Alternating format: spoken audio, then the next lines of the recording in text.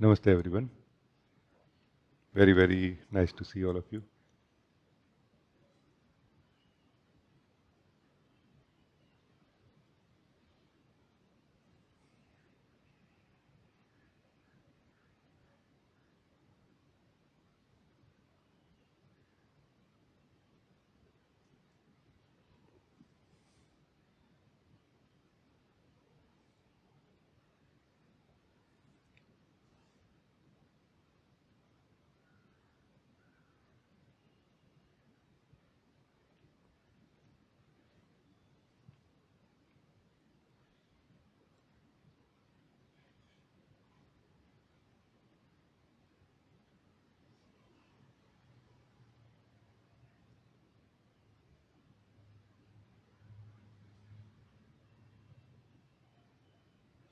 These meetings, Satsang, no, which I am sharing, is like a sense of love. Love is felt inside me, which is being shared.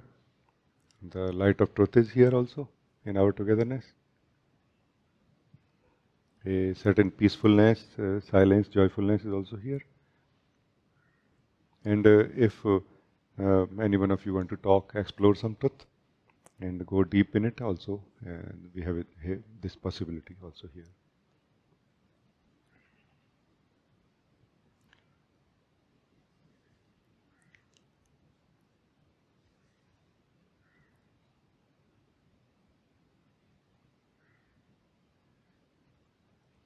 Ojas, you want to talk? Namaste, Rajee. Namaste. Very good to see you face to face. I listened to the entire retreat. I was unable to attend it because of intense traveling, but I listened to every word of it, and I have arrived to a Zen center in South India. So it's quite peaceful. This I Getting a did lot not of time. hear, the last statement. I came to a Zen center in South India, Oh. so I'm able to get a lot of time in silence, and it's also helping once again prioritizing, coming closer to myself, and it's just wanted to share so many things. I'm trying to catch up for the whole retreat. Any questions or coming in front of you? So actually, there aren't any questions. Your pointings are so you cover everything, in every possible way. So it's yeah, even for intellectual and curious minds like me. So yeah, all the questions, especially with Ekta and Karuna, that the way you answered them, some um, some um, I was what? smiling because Ekta actually has come here in person today. Oh, okay, nice, nice. So I was Uh, so smiling when he said Ekta. resistance. Sorry. Yeah, all those resistances. I can say that I feel I'm able to see I am, and more and more, and the resistances are also coming in the same way, in the form of some sense of nervousness, sometimes boredom, sometimes just exhaustion, fatigue of the mind is saying like let's do what I'm used to, let's start thinking again. And it's more like sometimes it's a space of no thoughts. It's just in a way it's like daydreaming, but I know that I'm very, able to perceive everything, able to uh, be aware, and uh, yeah, I think any questions, maybe I may have questions later, but for now I just wanted to come in front of you and yeah, really happy to find, really feeling like I'm making progress, and yeah, thank you. You are for sure making progress. Uh, you have brought up this topic of the retreat we had, which is about living the truth I am. You also mentioned about being aware of certain things. I just wonder that is it not true that whatever we are aware of is going to be only as reliable as the one who is aware of it, no? So who we are, that is a name given to it is I am, no?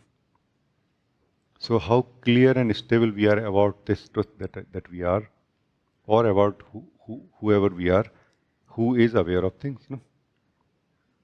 So are we the same being who is aware of certain things, and then when we are not freshly aware of them, we just have a memory of being aware of them, that time also we are the same being. Have we confirmed it? Generally not. So it is so important to be clear about this one simple truth, I am. It's going to make the whole difference. Like the whole progress will become so much more exponential, growth will take place.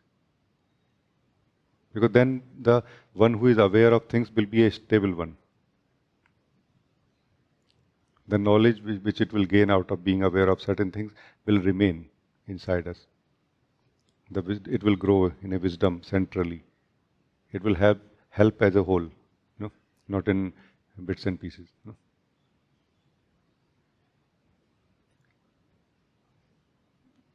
I had one question. Uh, sometimes we are able to uh, see I am, or see the perceiver through the mind, right? So how to know when it is true seeing versus when it is seeing through the mind? How to know? In the true knowing, true is not a seeing towards who we are. True is a seeing towards who or what we are not.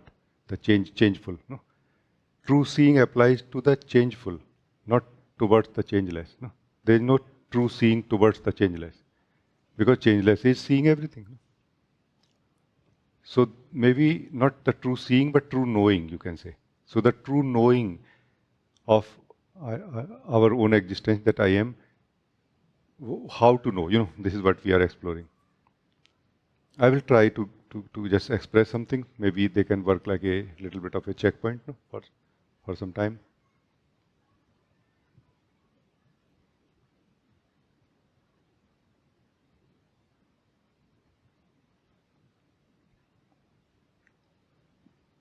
First thing that can be noticed is that the moment we truly experience our existence, we don't really have so much concern about what it is called, whether it is called I am, or it is called presence, or is it called the witness, or anything else. No? Because we are truly experiencing our existence right now. So we are more interested in actually experiencing it than defining it. No? Because for the first time we have got access to our own reality. No? And we are interested in living it, not thinking about it. When we are out of mind into our existence and experiencing our existence, then we are interested in experiencing it more. Like as if our eyes close down by themselves in a way. Like we feel more absorbed in it by itself. You know? Like we feel that let me live right now and think about it later. This is one model which I noticed. When we are in the truth of who we are, then we feel let me live it right now and think later. In the mind model, we feel that let me think right now and live about it later. In the mind model, through the mind, everything we live later, and everything we think right now. In the being model, in this context, there is no need to think about anything anyway. Meaning there is no need to think about ourselves anyway, because I am. When I am not thinking, also I am. No? I am also aware of the times when I think. I am also aware of the time when I don't think. No? But I remain. You know. So this is one way of looking at it, that because in the mind the whole business is defining, not experiencing. And out of mind, the whole business is experiencing directly, not defining. Because now we have direct access. Like when you have direct access to the nectar, to something sweet, and you want to drink or eat it, not to think about it. We may continue thinking about it, by the way, even when we have access to it, if we have not developed enough value for it yet, which happens quite often with the seekers of truth initially. That they get access to their own truth, I am, but they don't have sufficient value for it because it doesn't look so valuable. They feel that this is something so simple, and there is something so ordinary, like how it can give me that which I think I'm searching for. What I'm searching for is great enlightenment, and this is the most ordinary thing called I am. No? And we are not able to connect the dot here.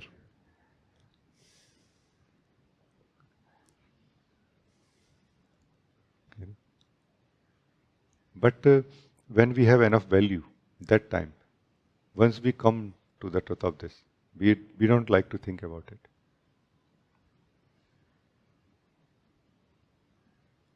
Nobody like to, for example, think about anything. Think, let's say we are thirsty, you know, and when we are thirsty and we don't have water, then we will not think about anything but water only, no? So we will continue thinking about water only, no? When we are thirsty. When we are very thirsty, we will think more continuously. But now we are very thirsty, have been thinking about water, and we have got water now. Then, do you think you will think about water now? No, whole of your body, not only body, brain, mind, ability to think, all of that will be, it will like to drink water right now. Focus on drinking water more, not miss even one drop, not spilling one drop even, you know, like this. So I think you can make out very easily what happens in different stages when we still think, when we have come to the truth of I am. Why we think.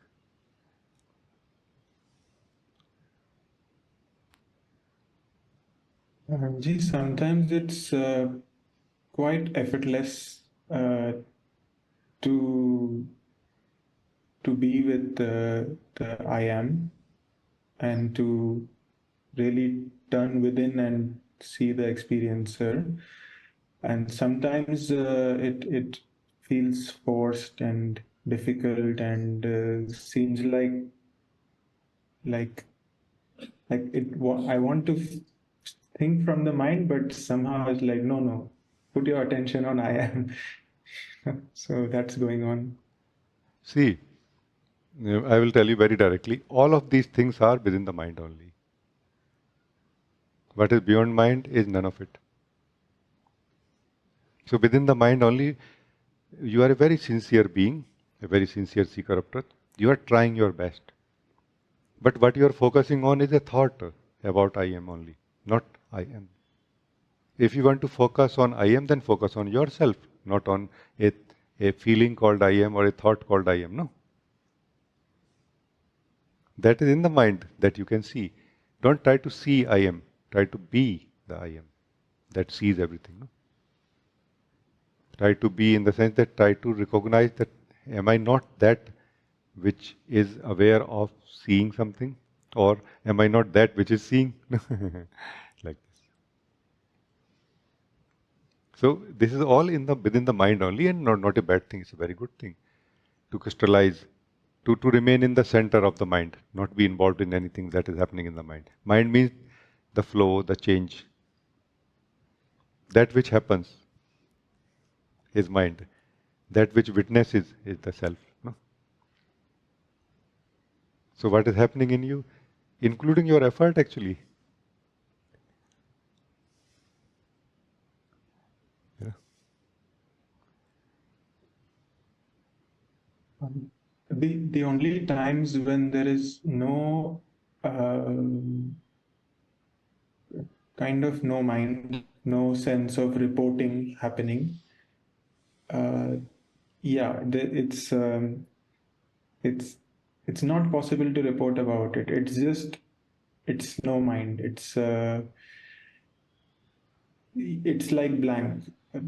Um, yeah, I don't have much to report about those times. And are you happy in those times?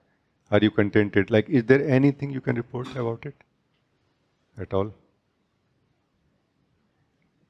I don't think that bliss that has been discussed, I felt that yet, but it's more like uh, very neutral. It's like absence of any emotion, any. It's just plain. It's nothing. Understand? Yeah. I would define it like this in this framework which I offer talk about 2110. In this, I would say that this is a 2-1 position, from 2 to 1 position. Not lost in the thoughts, but have not slipped out of mind yet. Not involved with the activities of the mind, but still remaining in the mind. This is where we feel, you can say, relative peace, as like a lack of noise, but not feeling joy or bliss. When we come from 2-1 to 2-1-1, the presence, the being, the I am state, then we experience joy and bliss. And for no reason, like you don't know why you are happy. Like, it's not that the struggles of life which were there have disappeared or have been ignored, like, I'm not looking at them, I'm not looking at them. Not like this, really, No, in fact, they are highlighted sometime even more than before. So it's an amazing and a very unfamiliar experience when we come to the I am. That all the struggle and everything is there, and somehow yet there is an unknown bliss or joy opening up in my being, in my heart, and a very different kind of knowing, and a different kind of clarity growing also. A clarity which does not require confusion to go away. It enlightens, eliminates all the confusions up to the degree that we feel it's all right. I don't need to change or solve anything here. Everything is illuminated by my own light. Like this. So I think you can understand now.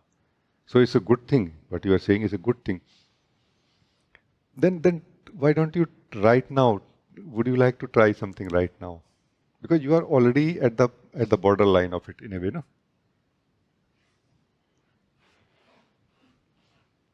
Would you like to try something right now, or Yes, please.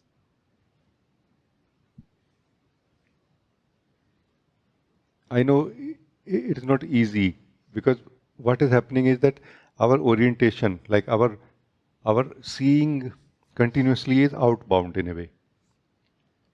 And because of that, somehow, whatever we see within it, we think that I'm going deeper, but we are going deeper within what we see only. We are not going beyond what we see into who is seeing it. No. The approach or the effort of trying to come to who we are is going beyond what is seen to into who we are, who is seeing. No. So approach will be different. Try to adopt this approach for now. No. That's what I'm saying.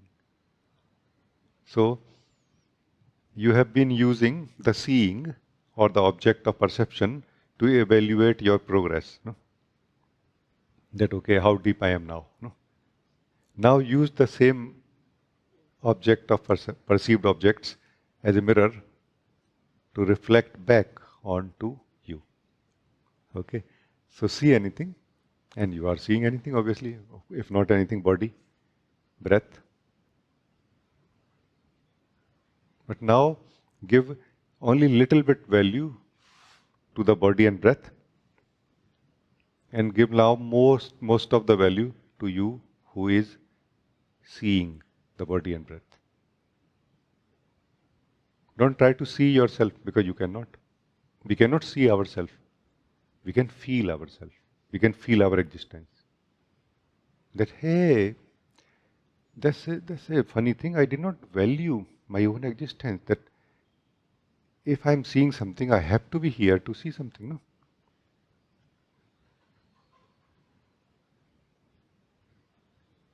So just giving value to our own existence, giving value to the existence of the perceiver. We can say more simply, no? The one who is perceiving body and breath now. No?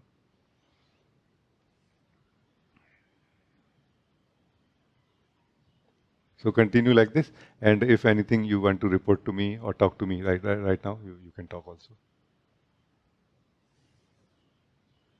And what will happen because of this, that now you will not go from one perceived object to another perceived object.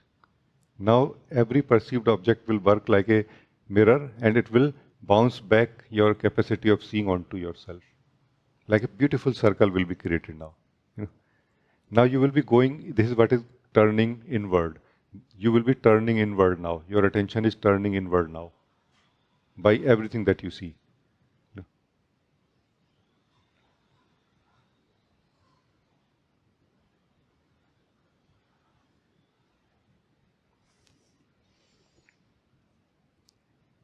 What do you feel now?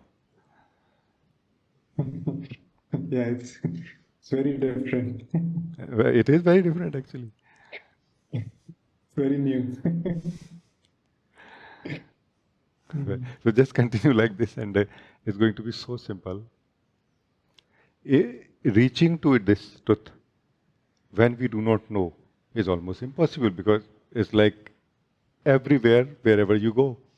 It is present in everything that you see or do or experience, and it is hidden still. No? But when you know, it's not so difficult, it's so simple. So now you know a little bit, so please practice and be happy. Like you will so simply discover the presence of our own truth. Discovery that I am does not say that we should not be aware of anything now. We should stop experiencing something now, or certain things which are present inside us should not be there anymore. It does not say anything about anything like this. It says that, hey, I can see this watch. Yeah. Before was like, oh, watch. Now it's like, I am seeing the watch. Now the I am is also there. The self-knowing, self-awareness is also here now.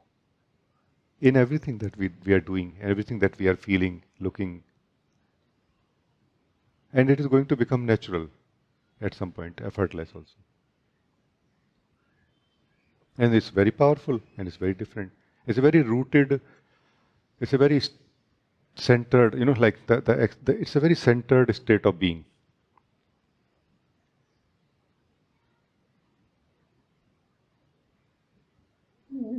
It's quite silent. It doesn't require any validation or any verbalization that I am. It's just a deep knowing. Yeah. Yes. And with all my heart, I want to tell you that give value to this as much as you can. Because it's not that we have an option to give value to something else for coming home. It's just about when. After a long journey, or even in the beginning of the journey. This is just the difference is going to be only this much. When do we give value to this? After seeing that that is not the answer, we come back, oh, so this was the answer. or you can see right now. And I will use all your logic, rational power and everything to think about it. That why, like mind will try in some way, or our habit will try in some way to ignore this thing, and try to think about why should I ignore this truth, and you will not find one reason to ignore it.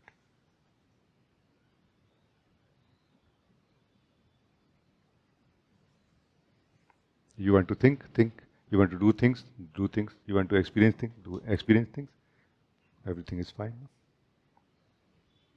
What's wrong in keeping the remembrance that I am?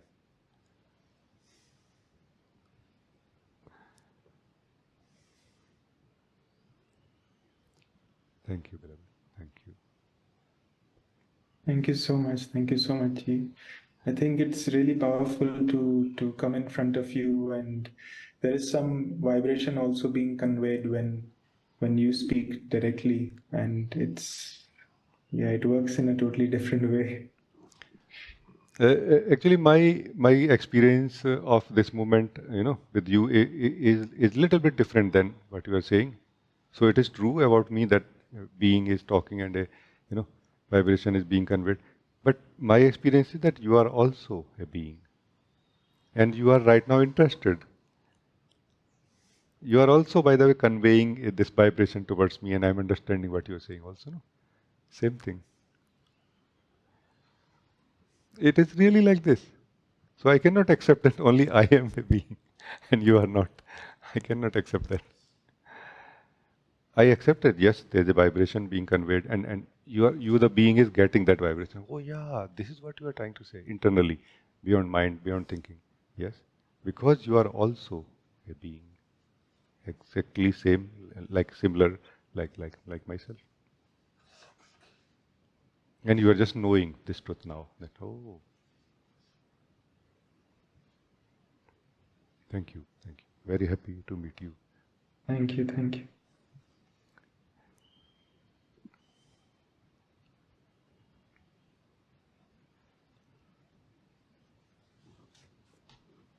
And I'm not saying that we all will become interested in knowing this truth I am so easily.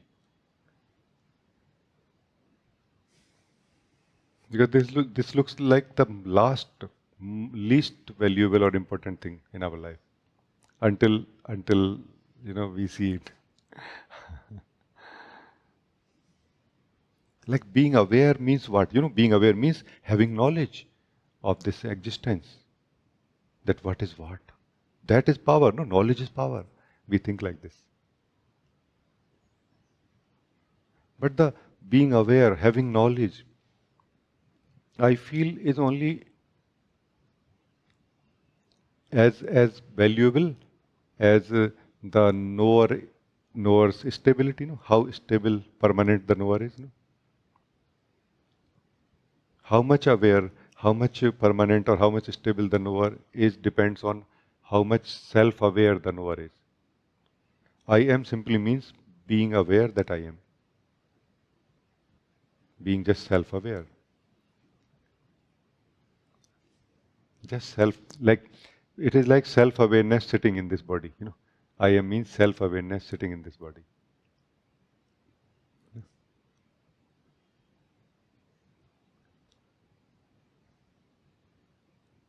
But that's the whole magic and mystery is uncovered through this magic of just sitting in ourself, in our truth.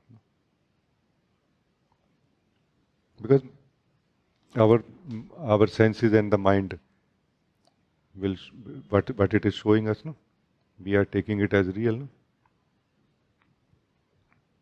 Because we are we are taking the light of the mind to be real. We have to encounter the light of our own being to see that it is not real.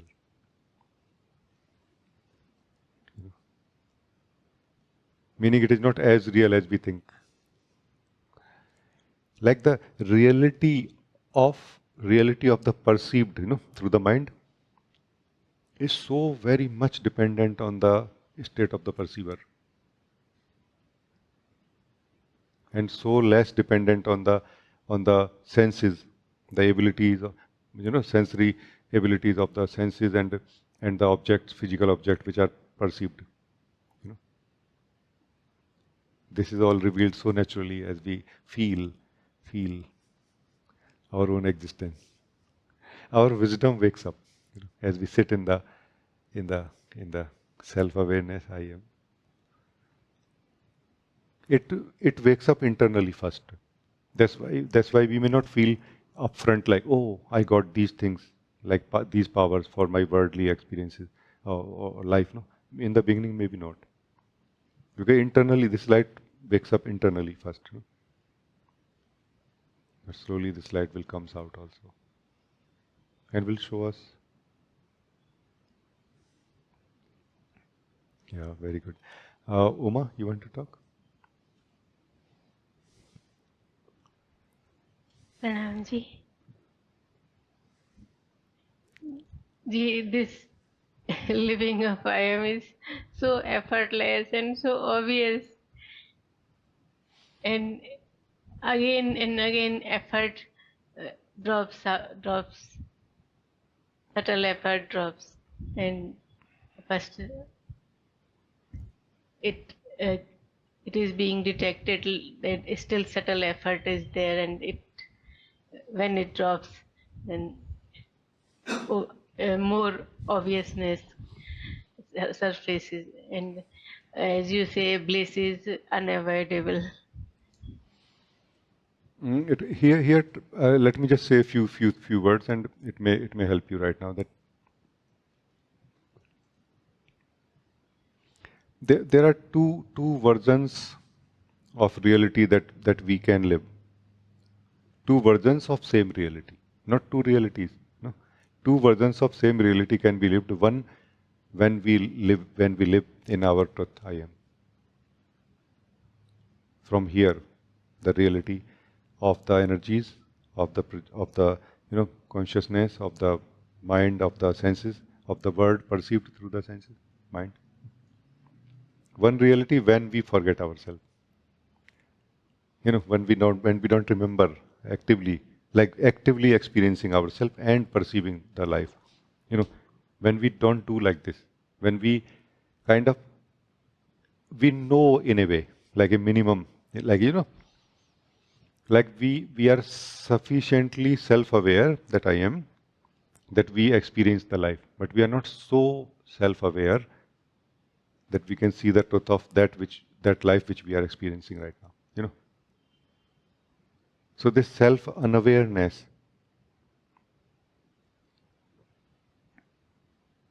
kind of is something which get mixed up with the reality of life. Then what we experience is not the reality of life. We experience a mix of these two things. And unknowingly we try to change the life, the world, the people, and everything that we experience, with the hope, in the hope that it will give us happiness. Maybe it will, but that's a different subject. But if we want to be truly happy, then the other version, Uma.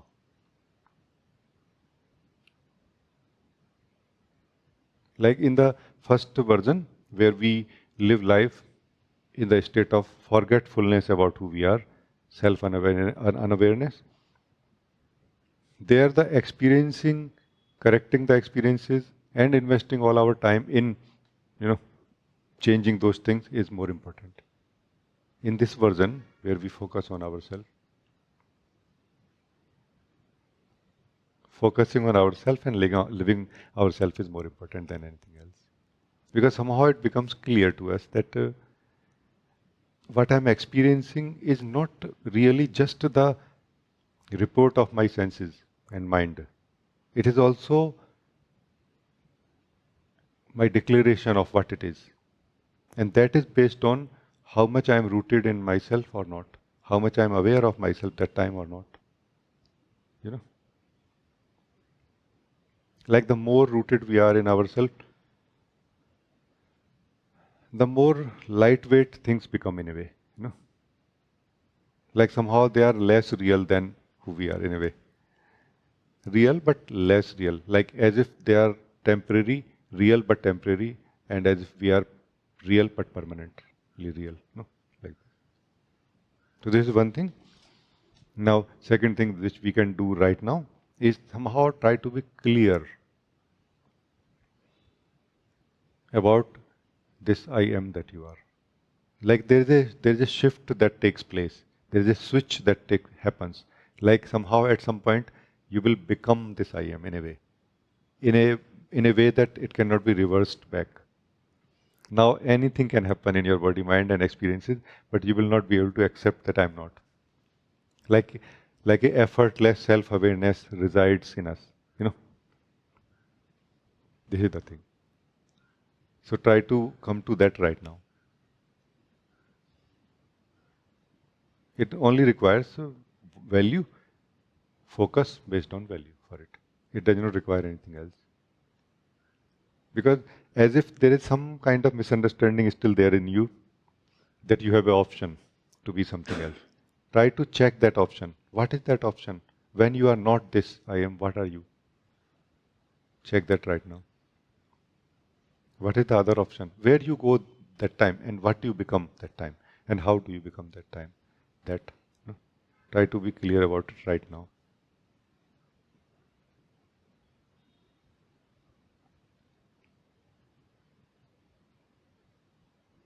So understand this is what is waking up. So you are waking up when you are looking at these things. Who is waking up? That which exists. Who says I am. No? This one who says I am is waking up. Awakening does not enable this I am that you are to become the I am. It enables you to live it only. You will not become the I am in your awakening, in your clarity. You are already that. But you will just start living that, what you are, no? Which is a big thing actually. So we start living the truth of who we are is what is called awakening, or realization. It's a big thing. Because until we realize like this, we are like a fire, and we are creating smoke. We are adding smoke to the view, and so our view always remains blurry. Like this. The ego state, the self-unawareness, keep adding unconsciousness to the view. And the seer remains like confused about what it is looking at, whether this is this or this is that. Like we are at the mercy of unconsciousness, you can say.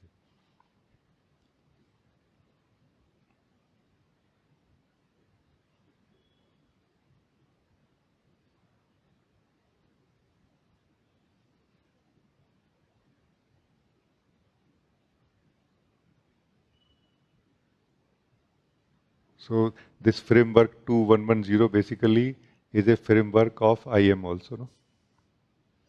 In the mind, lost in thoughts and feelings, where we first time say that no, there are thoughts, but I also am the thinker, the seer of them. No. So this is the first time we have started coming to I am, the one.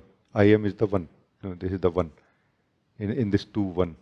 Then from here, right now we are coming to 2-1-1. No? And as you will, Uma, live in this 2-1-1, so effortlessly you will slide into the 0, 2-1-1-0. The 0 is the truth of who we are, where we don't have any doubt ever that I am not what I am. And once we slide here, I cannot say that just touch and go, but if we slide here in this 0 and relax in this 0, that switch happens. That change happens. That we cannot be anything else after that now. Meaning the belief that I am something else is not able to catch us, fool us, confuse us anymore. You can be confused about everything else now in this world because you are like a newborn soul. And probably you will be. I don't know what is what. Because you are seeing everything now through the light of your own being, true light of your own being now. You want to know things truly as they are now, not what you have understood through the mind. So most probably you will be, but and mind knowledge is still there.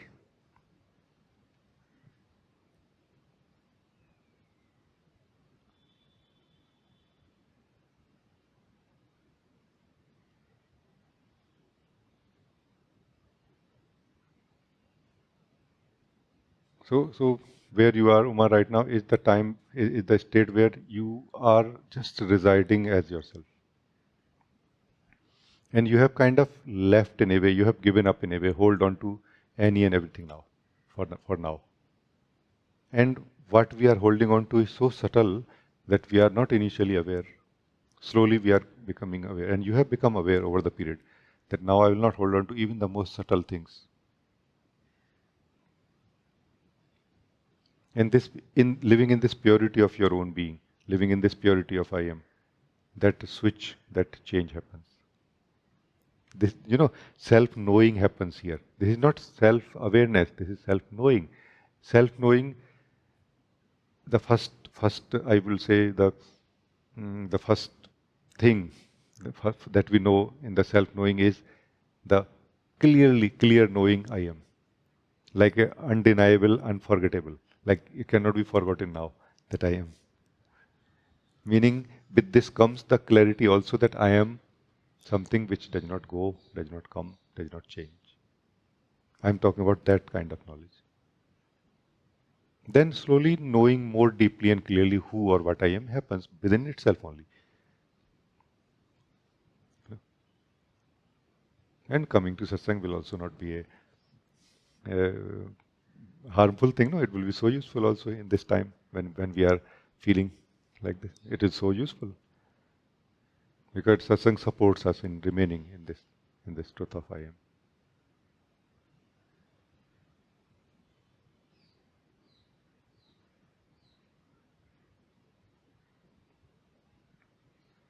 So I think it is fine, Oma. Yes, ji, very fine, ji. Ji, here this this searching, this talking, that every time effort is dropping, it is just happening inside me. Yes.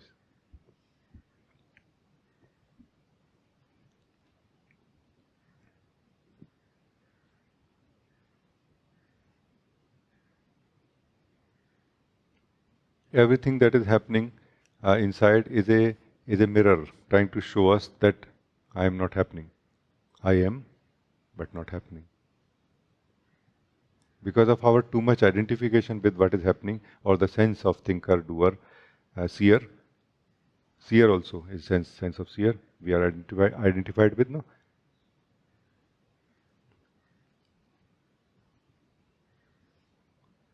When that is too much there, then we don't notice this.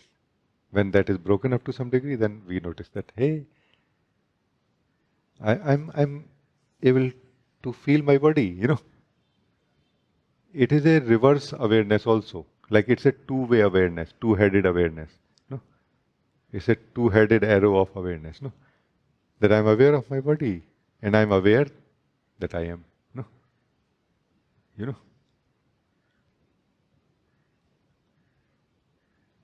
Slowly everything is used by this self that you are to remain self-aware. Everything that you are aware of is used to remain self-aware also.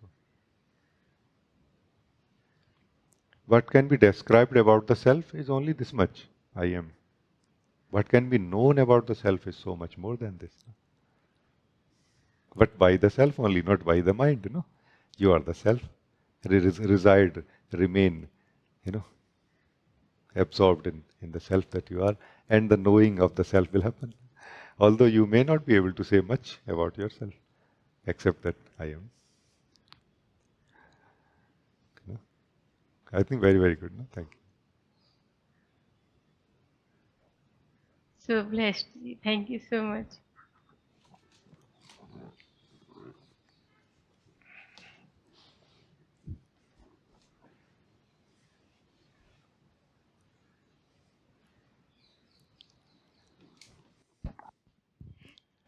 Namaste, beloved.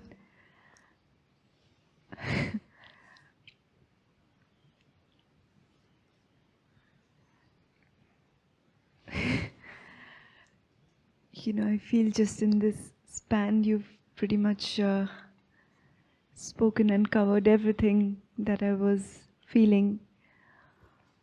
And yet, coming in front of you and holding this mic and talking,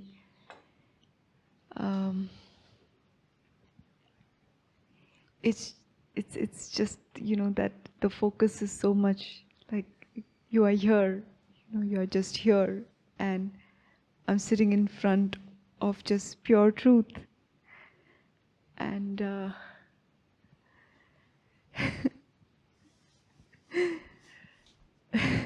it's like that story where, the master says about the chicken that killed the chicken where nobody sees. And there are two people and the one person just kind of twists the chicken and he says, yeah, I've killed it. And then the other person, he says that everywhere I go, the chicken, someone sees that I'm killing this chicken. So I somehow feel, that such is the I am, Eh? Such is the I am that it's inescapable. So wherever I am, it's just there. But is there anybody else here? Also, let us resolve this eternal question, no? Because somebody else is always there when I am there. No? So is there anybody else here right now? Or only there's the declaration that I am? I feel, that's where, you were saying about this mix. I could feel that when you were talking, and the more you were speaking, it was like, the blind spot, which was kind of,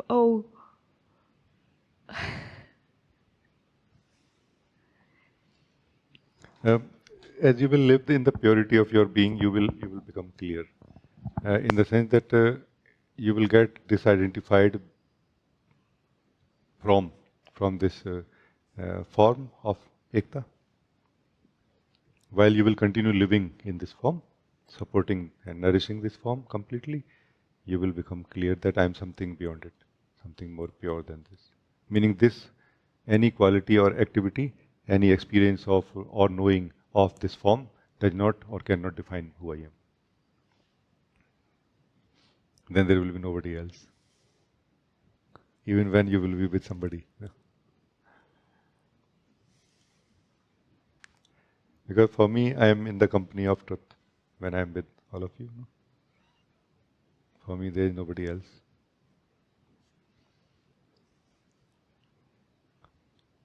Because to be somebody, effort is needed. Learn to come to the effortlessness. Don't try to become the one truth. Just try to not maintain any truth about yourself and see what happens. Meaning when you have come to I am, after that I'm saying, after that keep your focus on yourself, but don't try to maintain any truth about yourself. Just live the truth that what remains. And you will require effort to define it. And you will not require effort to live it. And living is easier. Here, no? When you are in yourself, in the I am, then living is easier. When you are in the mind, then living is difficult, defining is easier. No? Like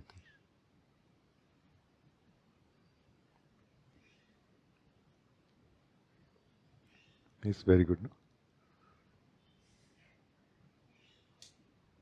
just, I feel there was also, when you were speaking, I feel something about the mirror, the mirror example that you gave. It almost felt like, here is the mirror. I'm standing in front of the mirror, and as if, I'm not focusing on, what's happening in the I am. Rather, I've become just, not that it was in the present, but the image that was becoming so clear is, as if you started fixing everything in the mirror. And you've totally kind of, gone so out of focus that you've totally forgotten the subject who's, constantly present in the mirror, and it's just, the bounce back and like, okay. And then you spoke about that too, so it's like,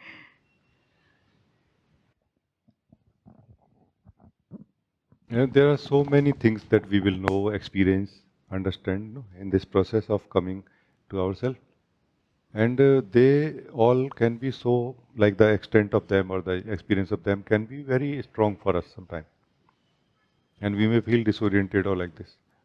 But if we keep our focus on ourselves,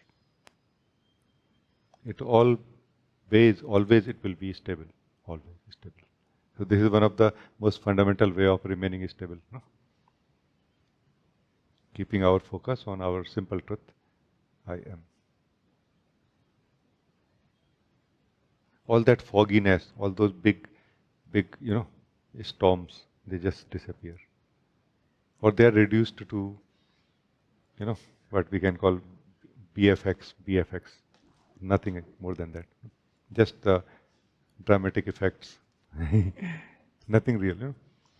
Like in the movie, you see like storm, and then when you see the actuality, oh, there's somebody who is just throwing some dust in front of a fan, and the camera is too close to it, and it is giving the impression like, oh.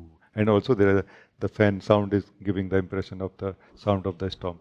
And then you go a little away from it, and you see, oh, like you just see the whole thing, and you'll oh, there is nothing like this. In the I amness, we have sufficient distance from everything. Sufficient means like appropriate distance from everything that happens, and we are able to see them as they are. We are also able to feel that I am unaffected by what is happening. So remain in that coziness of your being, to be safe. Just to say, it's not really that we need to be safe. Safe in the sense that to save time, to not be lost in the misunderstandings. Like this. So thank you. Thank you.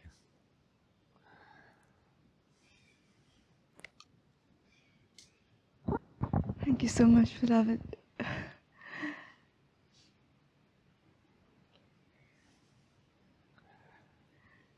Let us feel, let us come to that clarity where we can feel the weight of this truth that we are.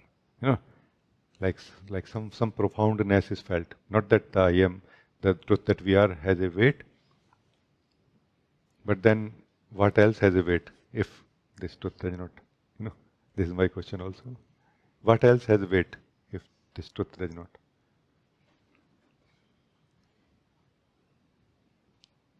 Is all the weight, experience of weight, not just perceived?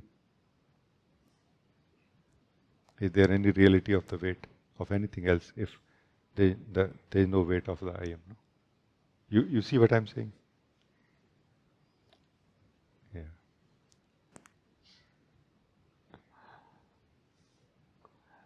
Very good, very good.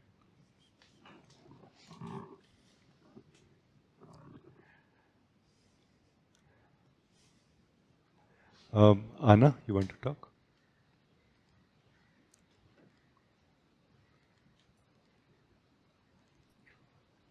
Namaste, Rajee. Namaste. So nice to be here after 2 weeks. Nice to see you, beloved. Yes, I had quite challenging 2 weeks, but also helpful to come back even more to the truth. And I wanted to put something in front of you today and maybe ask, if I'm seeing it clearly. I can see that this being completely alone, not seeing anybody else, is still like a big trigger for the identity. So the identity is still like does not want to somehow accept. I can see that I go out from because of that, yeah, so of fear of being just this completely, feeling this completely alone. And then what happens from the outside, from the world, what is showing me is I'm abandoned constantly because I don't want to get involved into the mind stuff of explaining, like other people's mind stuff also. It takes too much energy, and also it's just not. I would go back like that, so I don't want. And I can see that it's all for good, because everything is clearing and things are breaking off so that something new can come in. But still, I cannot say that I also don't feel this fear, and I would like to break through it, because I know this self-sufficiency. I've experienced it, and I know that there is nothing more fulfilling and beautiful, but still there is this something. And then another thing that I noticed is that in this not wanting to get involved, I have this like kind of, I'm hardened a little bit, like in hardened in this attitude of it's okay, I'm not getting involved. And I know that this hardness, yes, it's necessary so that I can show my boundaries, of course, but I also know that hardness is another mind thing. Maybe not mind, but like it's another lump of energy that is not. It's not good. It's not the truth. So I hope I managed to explain it. I hope you understood what I meant. I cannot confidently say so, but it was a nice ride together with you. And I was trying to think that, like, what is the final confusion or question or something. So maybe say a little bit. Yes. So the final confusion is, first of all, I would like to, with some help and with the help of grace, to not be afraid of this complete aloneness, because I see when you asked once before, like that means you still have another desire, that you want something. What more do you want than this? So then I can say like, okay, not to be alone, or like not to feel alone. And then the other thing is this kind of like hardness, which I have to put in a way of keeping my boundaries, because otherwise you get too not involved, but eaten just by situations and life and people who don't have this like in satsang, this strength of awareness of fine energies, so I become very hard. Oh. I'm feeling like, this is how I'm looking at it right now, what you said, that I want to be free from this, sense of discomfort for being alone. No? I'm looking at it like this right now, that fundamentally I feel there are two approaches towards discovering who we are. No? One, like I'm just going to define, so give me a little time. That one is questioning who I am, through that knowing who or what I am not, or discovering that I am. What is the basic difference between these two approaches is that in the first one, we discover what we are not first, and then we discover what we are. In the second approach of I am, we discover what we are first, And parallelly, as the clarity of who we are, I am, grows, the clarity of what we are not also happens at the same time parallelly, because without that it cannot happen. So in this approach, where what you are saying, that I want to be able to remain alone. I want to transcend this concern or feeling. This approach is of who I am, like trying to know what I am not first.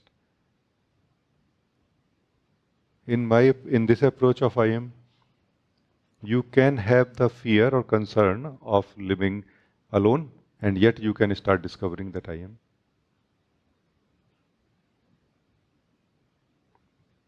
So here the focus is more coming on who you are, I am, than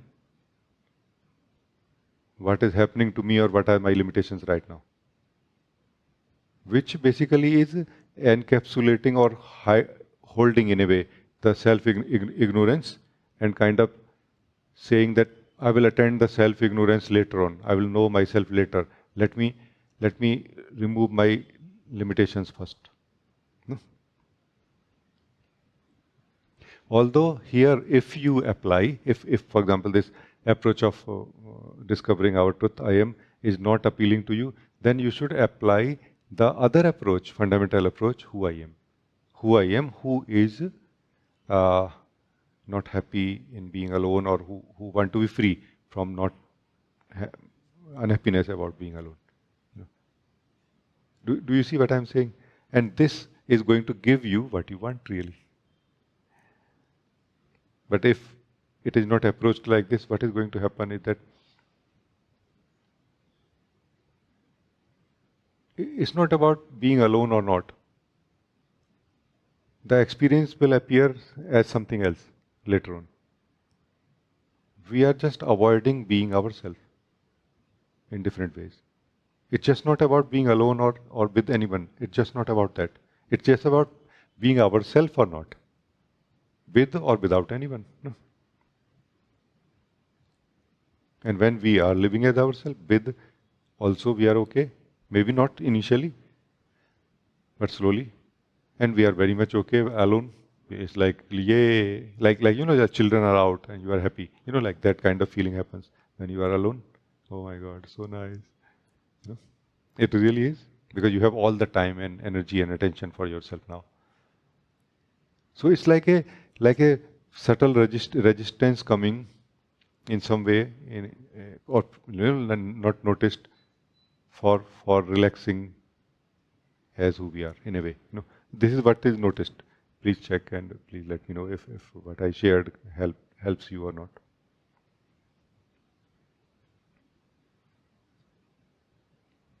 If I understood right, you said like it's basically the self-inquiry, in just to do the self-inquiry in this feeling of sadness because of the aloneness or because of the abandonment. Yes, I can also see that it is not me, that it's just stuff clearing, but I was also talking about this complete aloneness, that whatever is, it's just mirror what Ekta was saying just now. It is like just a mirror of this, but it's still somehow not accepted, this true aloneness, that there is nobody else. It is not accepted somehow. I don't know, from fear or from, I think what I understood is that you are not happy with somebody being present even when you are alone. Is this what you are saying? No. Meaning inside you, no?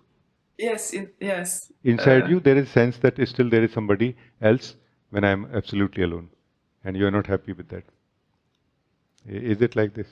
Yes, and it is the one that gets also triggered by this abandonment and chasing and what is your relation with that? With that one? Yeah. Like why you are talking about that? Why you are not talking about yourself right now when we have yes, come to discover who we are? No? Just a way of telling you, showing you yes, something. yes. No? Be clear about it and you will become free. Yes. Just this much is needed.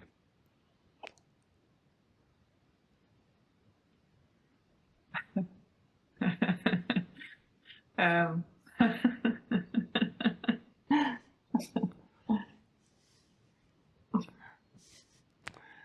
I think I want to see her face right now. Like, somebody got caught red-handed or something like that.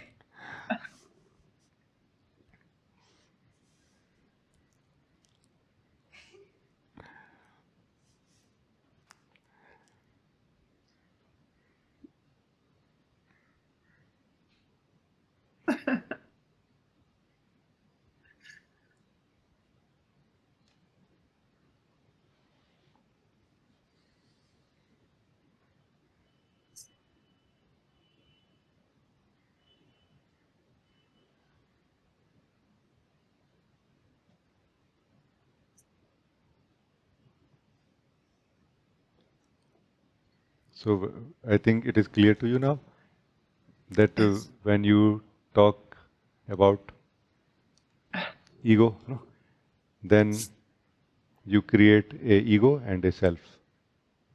When you don't talk about ego and you quietly remain as what you remain, neither there is a ego nor there is a self, just you are the truth.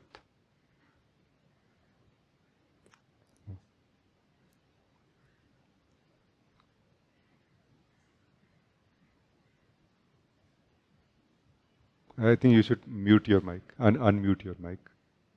It is so close and so intimate that I was not seeing it as not myself.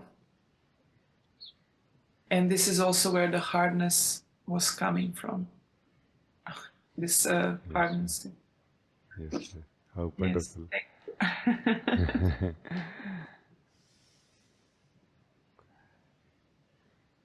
It is the melting of the self. It is not really so much melting of energies. Melting of energies as and when necessary, and that will happen. That is part of being in this form of body mind. That is a different story. But it is, in one sense, melting of self also. Meaning self has become something as if. And it is melting into being nothing now. No? Being what it is, actually, whatever remains. Whatever remains. What remains. Not whatever, but what remains is truth, is what we are. Effortless and joyfully yourself. Like as they say, no, truly yours. This is truly yours. Only this is truly yours. No, nothing else is yours, beloved. Truly. Everything else is time bound. This is truly yours. Myself, I am. Thank you. I think very good exploration with you. Thank you. You are such a beautiful being, sincere. Thank you.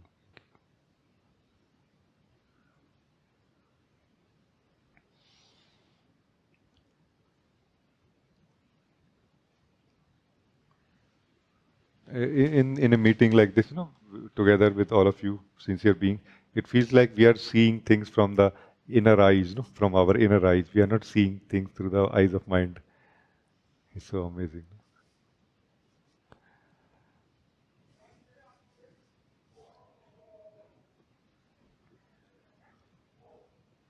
Mahima, you want to talk?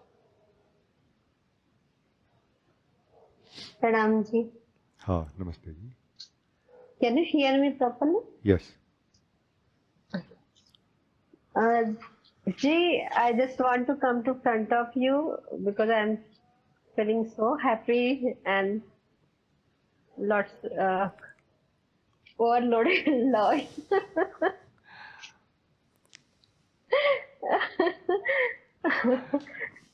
So just feel to come to front of you.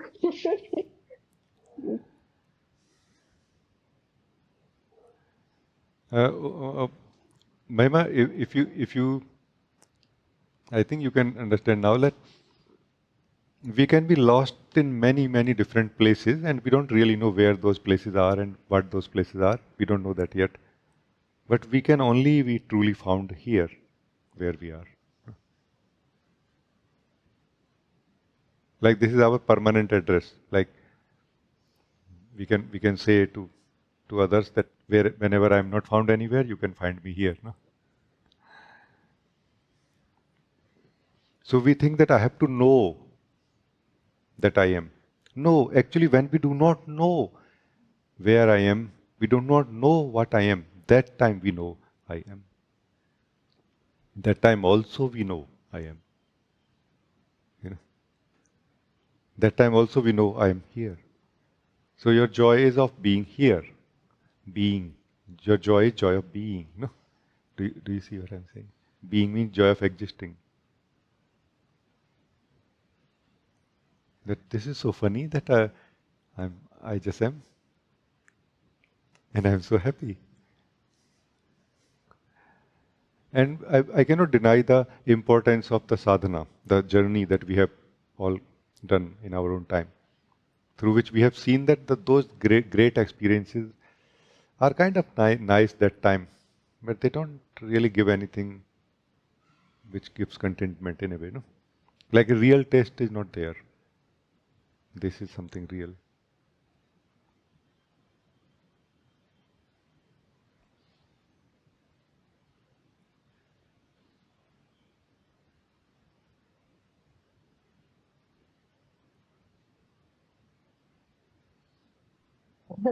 Beloved, can I say something? Yeah. Rajee, I am here with my family. There is some function. So it is again the very good checkpoint. Means where are you here? Means it is again the one thing is I can say stamp me. Wherever you go, you do sadhana or not do. You are here always. And it's a big freedom. Means before it's always I had to maintain my state, and now no need to do anything, just be. Where are you? In family or other things or sadhana or satsang, all is like same. This kind of feeling I feel when the satsang start. Yeah, I am same. Yes, yes. I just want to say a few words. It's a very beautiful feeling that you, and something very original about it. We are somehow, excited in a way about things that our abilities, especially our abilities of being conscious or being aware of the existence in different ways, we feel that is power, no? And that is power in a way. But the higher power than that is knowing that I am. Higher than anything else. Anything, any power in this world is knowing I am. You know. But it is so ordinary in itself.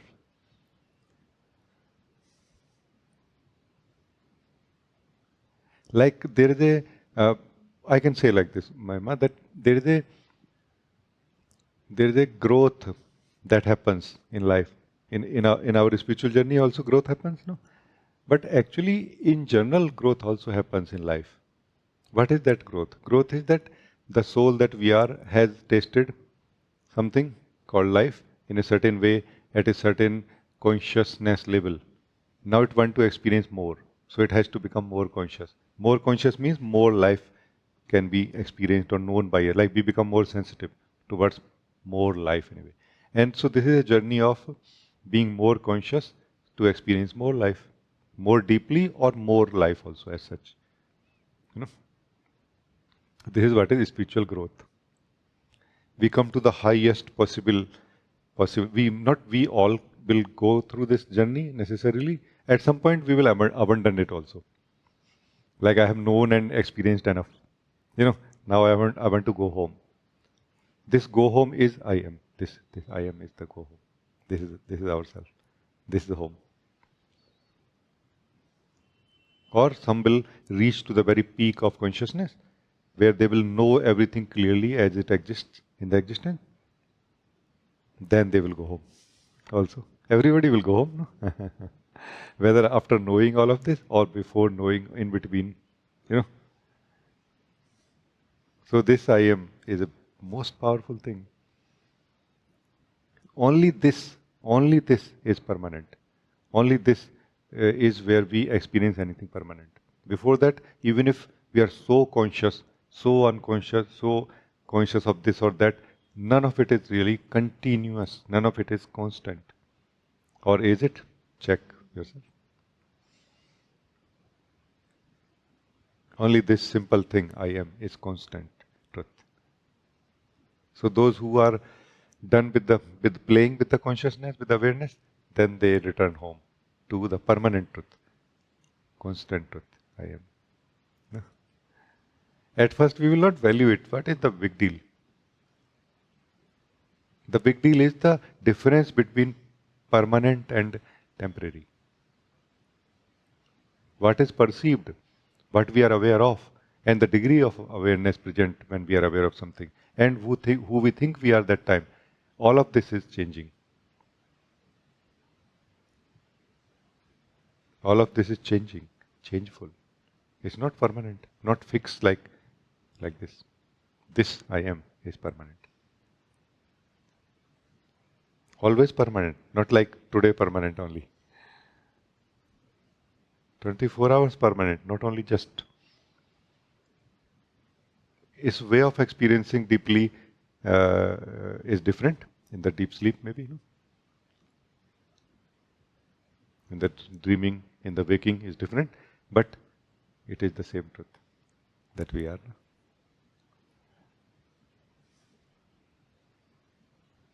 So we are very identified with knowing, being conscious or being aware. That's why we don't know ourselves beyond being conscious or beyond being aware. No?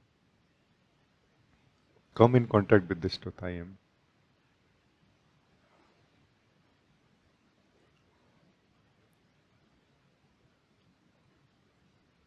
The whole world will kind of, come back home into this simple truth, I am. There will be no word anywhere. In one sense, no? Just saying. So I just felt like sharing this. Thank you. Ji, thank you so much. Ji. Thank you so much. So this is not something small. This is not something big. It is something ultimate. I am is the ultimate thing. It's not something which we can be compared with any different states of consciousness or like this. No? It is something ultimate, like the last thing that we will know, or we need to know. By knowing this, actually everything is known, fundamentally. And without knowing this, nothing is truly known really, I feel. Because we are not certain. Things are still changing. Our knowing of them also changing, as things are changing also. But only here, things start becoming really stable now. Like tomorrow also is going to be there. Tomorrow the knowing that we had today will also be there. Will enhance, will become deeper, but will not be lost or will not change completely. The same thing will become more clear tomorrow, but the same thing.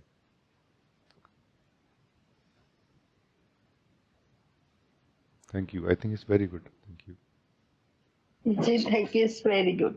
Really, it's so beautiful. So be very careful about remembering that I am, and be very careless about maintaining it also, in the sense that don't try to maintain a state of it. Try to maintain the truth of it only, our focus on it only. No? Not its state. Let its state change and tell us that what remains.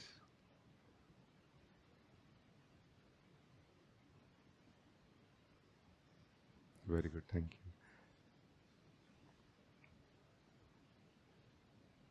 Swabhav, it's Astha. Astha, you want to talk? Mr. Rajee. Rajee, I want to share with you what I'm experiencing and check with you also. Is that okay? Because what is happening is when you say you give value to I am, you are breathing, or your body is there, you give value to I am, and there's subtle, like I give value to it, and it's there, very subtle, and I know, it not know, I experience I am, and then I get an urge. I don't know. It's the mind that says, "Hey, go one step." The subtle that I am, you have to go one step behind also, because that I am can also be seen. So just go one step behind, and then I think it's my mind telling me to go one step behind. Then I try to drop that thought, and then I experience momentarily I experience the nothingness, like you say, space, like just emptiness. But Yes. but it just keeps happening. Then I again come to the body. Again, it's like subtle I am. Then again, I think it's the mind telling me, hey, hey, hey, you have to go one step behind I am, because you know this is witness. You have to witness the witness, and then I try to drop that thought. Then again, bliss. So it's just But, going. but is it not your mind helping you? I don't know. I wanted to bring this in front of you. Yeah, mind's helping me. Is that mind helping me, or should I drop that? But I mean, See, don't drop anything or adopt anything. Just keep your focus on the real thing. And whatever is helpful in that will come together with you, will help you. Whatever is not will fall away anyway, no? Will drop by itself. No? You just keep your focus on the right thing and ignore the other things, accessories, ignore the supporting services given by the body mind, you know, particularly.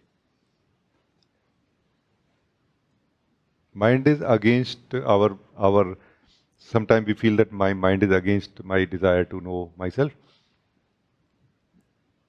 It's not really true.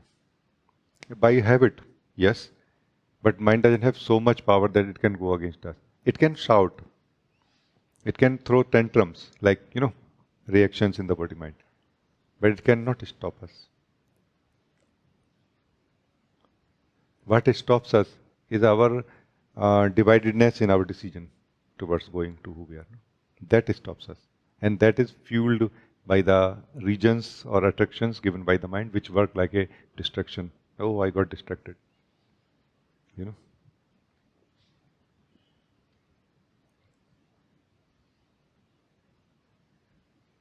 So let us, I would say you asked me, so I'm directly telling you that try to focus less on the method, the approach, the things that you are using. Try to focus on the result more. And try to focus on the clarity, what you are trying to get also. Like when you remain clear continuously about this truth that I want to know that I am, then you have become clear in the mind. While still in the mind, but you have become clear and stable now. No?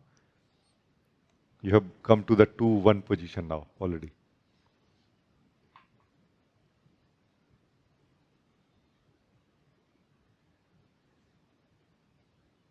Like regardless of how, if we can come to one or single pointedness in the mind, we have come from 2 to 2-1 now. This is the point. From here, coming to 2-1-1 will be very easy. To the presence, to the I am will be very easy. Because now within the mind we will not be distracted by things that we have done already, that course we have done already. No?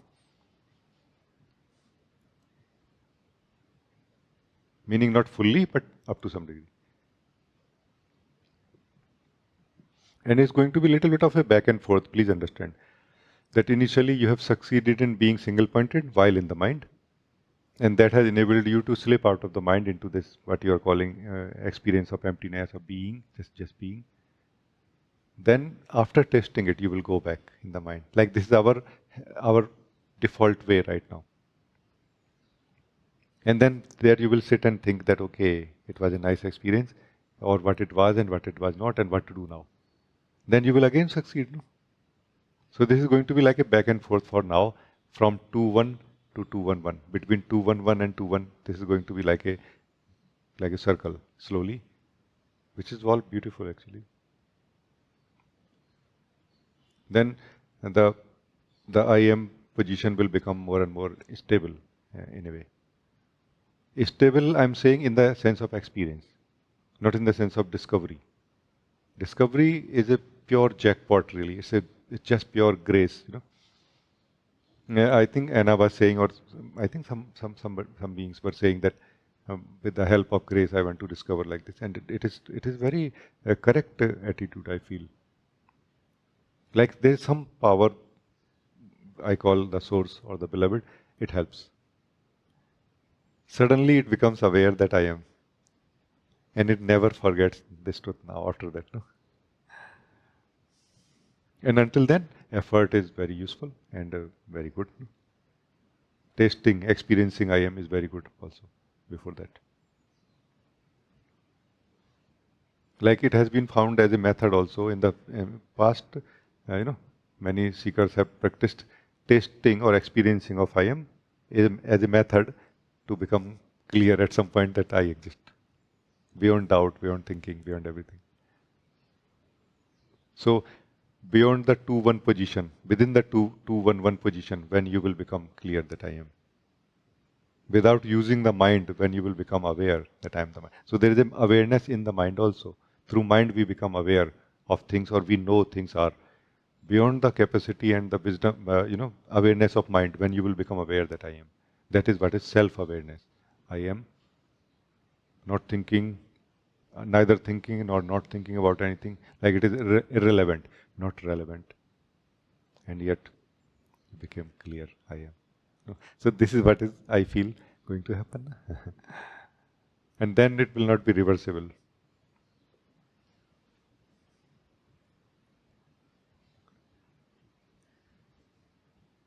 So I think it's good now, it's clear.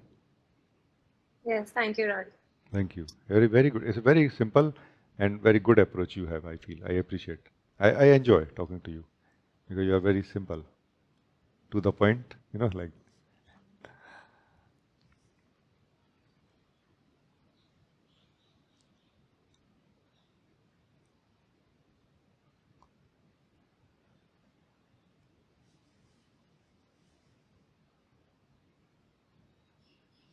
Madhvi, you want to talk? Namaste. Namaste ji. Am I audible clearly? Yes. Okay. You were talking, I think, to Uma or someone, and you mentioned this word options. Options to I am. Options. So, I wanted to ask, because I face this problem of options. Okay, and I want to do something, but there are always options available. So the eyes are on I am, and the eyes are on options also. So how to be free of these options? How to be free from these options? Options, meaning you are talking about not the options of doing things, but options of being who we are. Options of being who we are. Yeah. Yes. Yes. There are many options available. Always whenever if there is any decision to be made, since we are talking of this 2110, okay, I always feel that there are always options available. Always. And it becomes sometimes, and these options are so subtle that everything feels like I am. Everything feels like that one. True. It is true. But then I don't know whether my option is correct or not. Whether it will lead me to the next one or to the zero part or not. Yes. Understand that, yes. In the ancient, understandings, it is described like this, if I remember correctly, is that whatever position we are holding right now, and whatever experiences we are having through them, through that position, so that particular position is the role that we are playing. What is this I am is the actor, the real actor. So the actual freedom will happen only when we will become clear about being the actor of all the roles that we play in the whole day. Not that a certain role that we play is seen differently than rest of the roles that we play. You know, because that particular role we will see maybe as a certain state. When I say role, meaning state, no? We are in a certain state for a certain role, meaning for a certain doing, we have to come to a certain state, no? Like the office state, the house work state, house chilling or relaxing state, for example, picnic state, for example, you know, is going to be a different state or no? So that state is that role that we play. That state includes the energetic state in which we allow ourselves to be and to remain and to function from there using the abilities of body mind. No? So that state is that role that we are playing at any point of time, and one of those states is seen by us as our true state. However, it is not. None of them is our true state. Knowing ourselves in the position of zero basically is knowing without playing any role. That's why neither aware of anything nor in comparison or in connection to that aware of being aware of anything. No. Like there is nothing there to be aware of. There is no one there who is aware of anything. Without any and everything, I am. This is zero. This is the samadhi, you know, in which even the sense that I am the self is not there.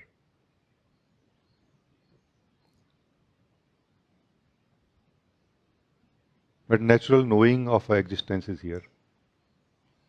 Beyond all the thoughts and feelings, beyond all the experiences and understandings. And this is going to reveal itself in a way. Like what is done normally is that we somehow have to find some time in the whole day, like we are finding today for this time to come in contact with this truth. And then we fall in love with this generally, and we like to live this purity of our own being. What is purity of our own being? Purity of our own being basically is the unmixed state, like it is not mixed with anything, like the pure actor without playing any role right now. You know, this is what is just being, just sitting, you know, just being. Thoughts and feelings, the body functioning, basically body energies are going to continue because they are not really functioning or moving only when we are doing something with them. They have their own life also. Like body mind has to keep itself alive and healthy, and that's why the energies will continue flowing and correcting themselves. No? But you are not doing anything then with them right now. No? What is meditation? That energies are flowing in the body mind, but you are not doing anything with them. But for that, it is essential to discover that I am. Because if we don't, we will take ourselves to be one of the roles that we have played or that we play most frequently, called a husband, a wife, a father, or partner or anything like this. And that role will keep us engaged with the related thoughts, basically everything, in a way. Because all thoughts are ultimately related, no? There are no absolute thoughts, generally speaking, except that the thought that I am, for example, is more absolute thought in one sense. Although it is connected to all the thoughts, but no thought directly is connected to it in a way or defining it in a way in the mind. No. So, are you able to understand this? Yes, yes. So as a result, once you will be able to taste the purity of your being in the meditation, then you will be able to notice this while playing the role. Like you will notice the separation or distance or difference between you and what you are wearing right now. The state is what we are wearing right now when we are playing a role. No? That's why no state is called true state when it comes to realizing who we are. No? All the states are our cloth that we are wearing at a certain point of time. And we are going to be in one of the states always when we are in the body. And yet somehow we have been given such a power that we are able to slip out of body and mind and everything for some time in our samadhi.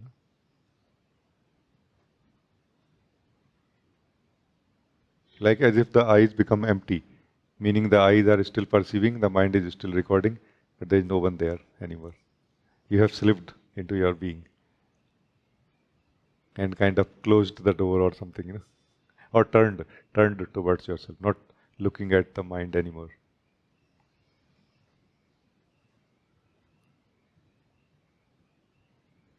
Only when we discover the beauty, the truth, the joy, the bliss of this being that we are, beyond being any and everything, then only it is more absorbing and inviting. Before that, it is more like we just touch and go. Because what is the point? Because it is not going to, generally we think that it is going to give me something, some edge, like I will become a better actor, I will play roles better, we think like this. And then that's why we continue doing this. In reality, it is everything, but not really directly. Directly, only when we fall in love with the beauty of who we are, then we feel attracted towards it. That I will continue living my life normally as I am able to, but I will continue sitting in myself and enjoying myself also, which is going to basically ultimately, in a way, change the whole life in one sense. Because we will be a blissful actor now. While even if playing the role of a role in which we are crying all the time, maybe. You know what I mean? So we will be blissful inside, contented inside, while crying outside, emotionally crying even. My God, it's so true. You see what I'm saying? Because this is something familiar. If some of you can understand this, because this is one of Osho's most fundamental pointings or teachings to us, to the Osho sannyasins. This is one of the most fundamental teachings of Osho, that in the background there is a joy. On the surface, let everything be. If you remember.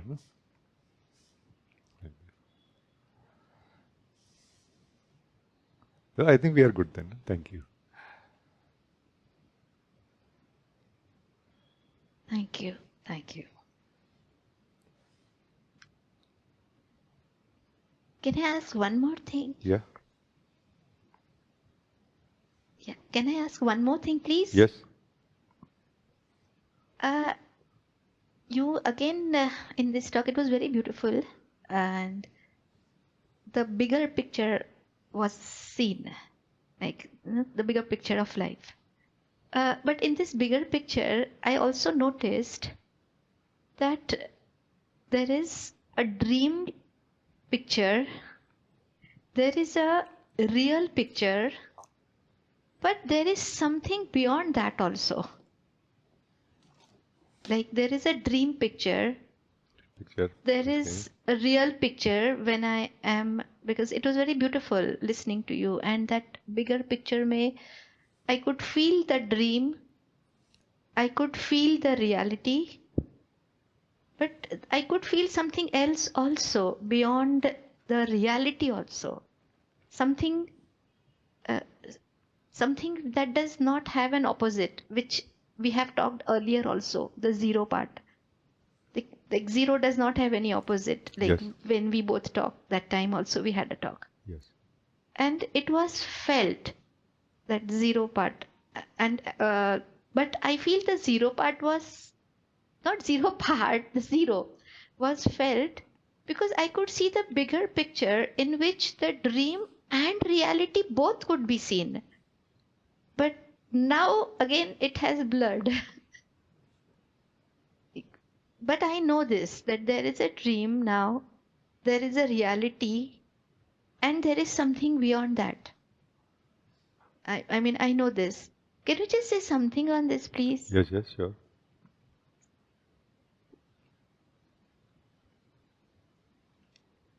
When we see the reality through the mind, no, that is dream. No, when we look at who we are through the mind, that is reality.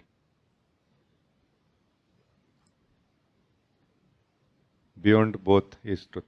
No?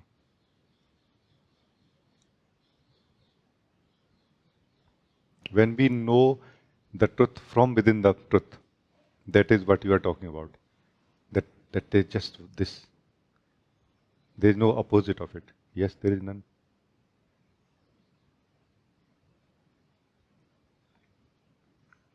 So let me elaborate a little bit. That will maybe will make it more clear. There are many interesting video series people have recorded, and one of them was like, I don't remember exactly, but like a same set of questions asked to different, spiritual teachers. One of them was oneness. The question was, what is oneness? One teacher said, I don't know really. Then he said, I feel, this is my guess, he said, no, he said that I feel that oneness is the experience of truth when seen through the mind. When we see the reality through the mind, but we really see the reality, not that we are not seeing the reality, but when we see the reality through the mind, then it looks like oneness, like non-dual.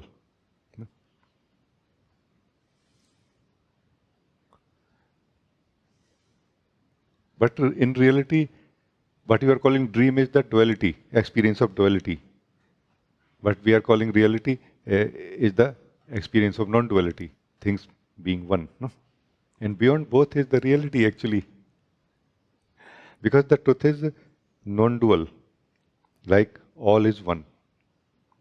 Right now, right this very moment, all is one. But are we one, me and you? No. We are two, no? So this is duality. Non-duality and duality both are true right now. This is truth. So truth is not, non-duality is not truth. Truth is beyond duality and non-duality both actually. That's why it is said, my great beings have shared, my guru have shared, and I feel, I was helped. So I'm just sharing with you all also because of that. Keep your focus on yourself.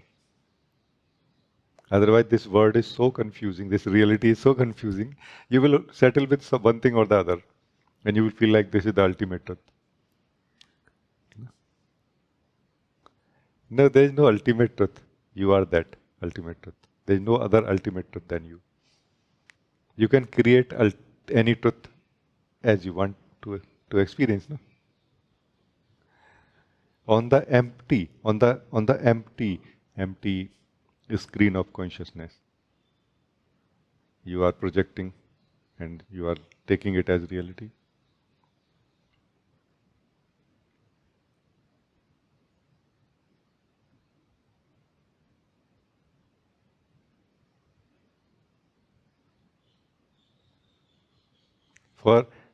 For anything to, like, to be confirmed, to be sure that something has happened, the experiencer and the knower of it has to be confirmed also that it has happened. No? So what to say of what has happened in this life? Even the experiencer of it has not happened. When it stops and looks, only the truth that I am is found. Nothing else. No other truth anywhere. No? So it's just about more purely experiencing the truth of life. It's just about that. And very good topic. I like this kind of exploration where we challenge ourselves. It's nice. It's very nice. Very tasty for me, I feel. Thank you for bringing this tasty exploration to me.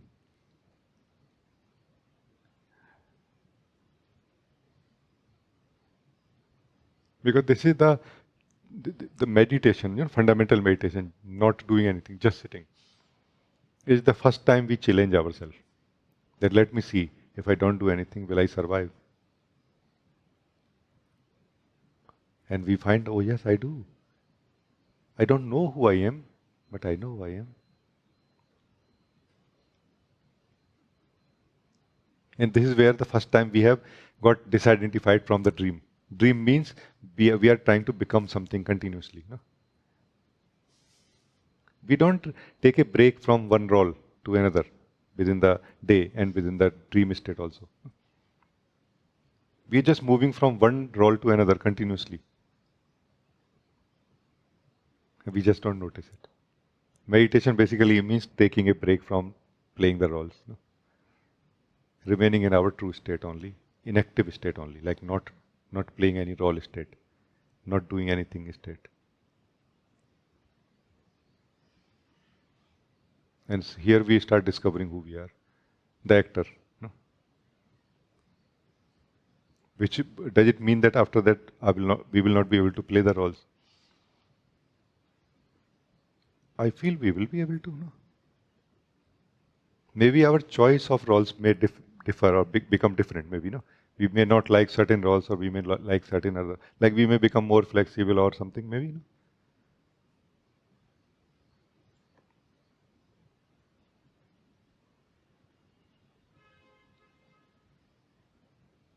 But the identification will happen less and less now. No? Identification with the role will happen less and less. No? Have we not talked about it before that when a actor in the movie is doing an intense role, sometimes they have to go through some therapy of 2-3 months and more, in fact, some time to become free from the identification with the role, because they have gone too deep in it. No?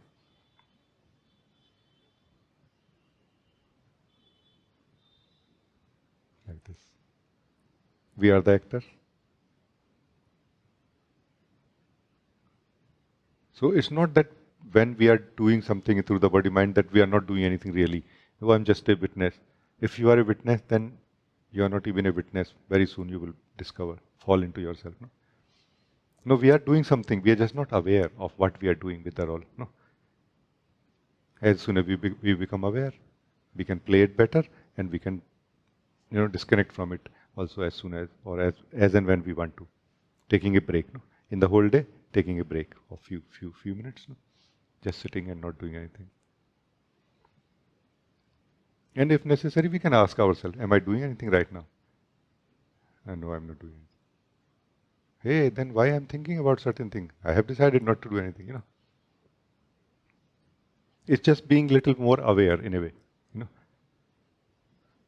Like initially, for example, when we become like first-time parents or something like this, then even when there are no children right now in the house and they have already gone to the kindergarten and something, we keep thinking about them as if we have to take care. And we realize, oh, now we are free actually for the time being. For example, like this also. Slowly we will become clear that no, I don't have to think all the time. Thinking is very useful, but it is very inefficient way of thinking if we think all the time. No?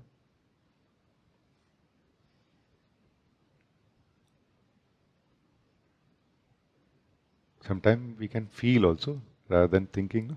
Feeling the art, beauty, and of life and music or something.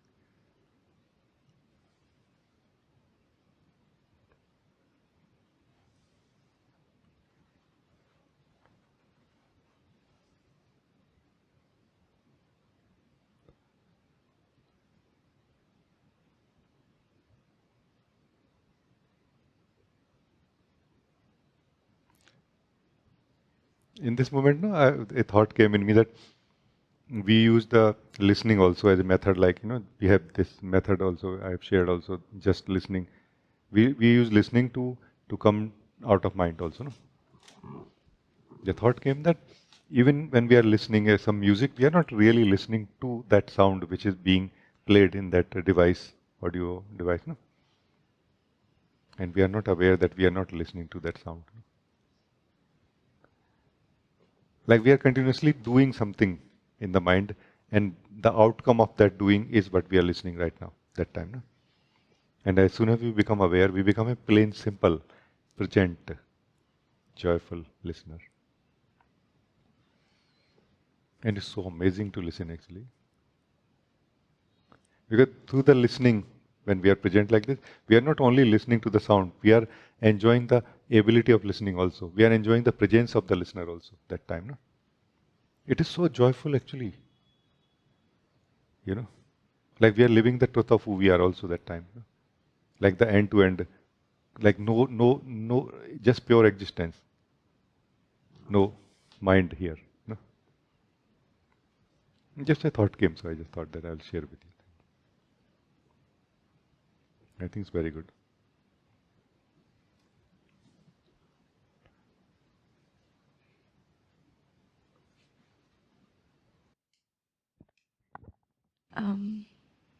Beloved, thank you for this entire talk with Madhavi, and it was just so fresh, that what you were speaking with her. Right when we began the satsang, you also said something about emptying yourself, and still, there is energy that is residing. It doesn't free up.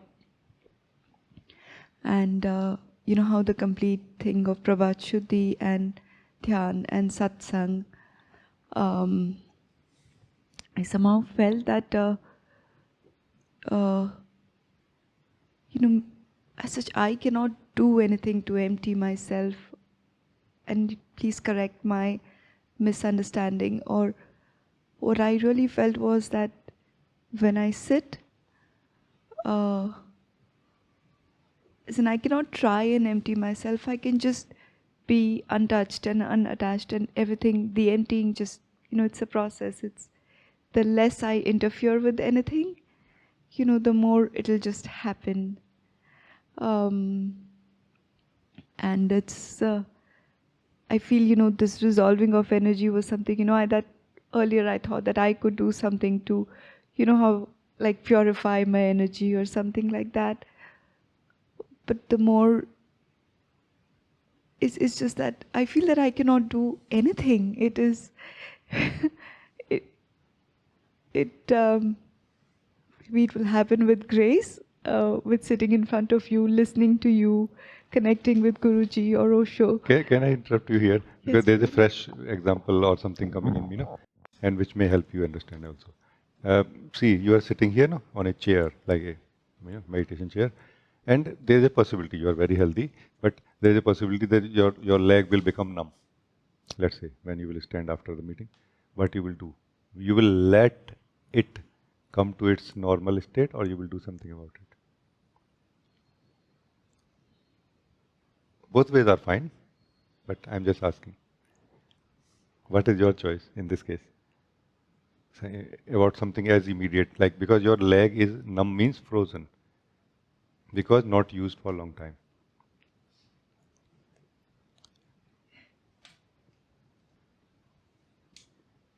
and I will do something about it, because, it's... You have to immediately use it, no? Yes. Yes. So in the similar way, we have two approaches towards the energies. So let me just give a little background to those who, like all of us, no? The background is that there are energies, this energy construct, not only doing the things of the life, but also carrying the impression of being the doer, the identity. This energy construct inside us, and the self identified with it. When the self gets disidentified from it, whatever portion of it or as a whole, depends. Like maybe slowly or all of a sudden. That portion is orphaned now. It is not part of the usable energy. No, it is not the ability anymore. In a way, that energy remains inside us. So that energy which was employed by the egoic state or identity, the egoic identity is not there. The self has started discovering who I am, and yet the energy is there. So this is what we are talking about. That is there anything can be done about it or should be done about it? No. But it is not really something like a message or like a advice to anyone. It is like a self inspiration that happens in everyone. Like some feel that I just want to keep my focus on myself because I don't have time for anything else. I just want to live my being, enjoy my purity, as you are saying. No? And I will let things happen. What is let things happen in this case? I hope you are clear. No? Let things happen means I will let life flow.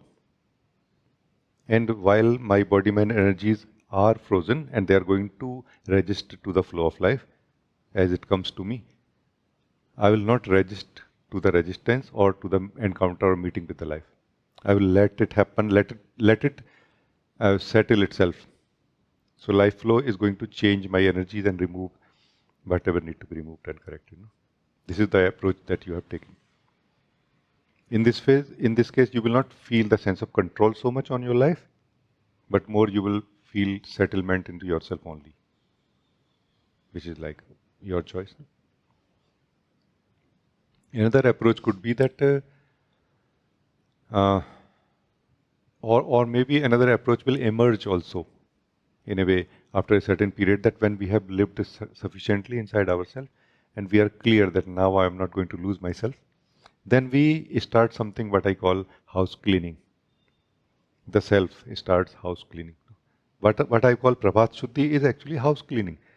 The self that you are, that self that you are going to be, later on, you are that self right now. And if you understand the importance of house cleaning, I don't think anything is wrong in starting doing the house cleaning, even when you don't know that this is your house. Even when you are half asleep, half awake. No. So these are different approaches, but generally we will feel that like my body, any of my body part like hand or leg is numb and I want it to be functional sooner than it will be if I don't do anything about it. Then I would like to do something about it, like stretch it a little bit. So this Prabhat Shuddhi is nothing but a stretching, no? But more regularly, no? So that any frozenness that emerges out of the depth or unknown, space of our own mind, then it is handled and converted into either functional energy and ability or the garbage thrown out. As simple as this. No? It's just really simply house cleaning, nothing else. You will not throw things, no? You will just throw the dust, no? So I hope it is clear or no? So it's just about timing. What time, what state, what inspiration you have. All is fine. Life is not going to not do the cleaning. Life will do house cleaning. But it's just that it uses that, big hose that comes with the, this, what we call fire brigade, no? Like kind of powerful pressure, water pressure. It's not so gentle. Eh? Power wash. It's a power wash.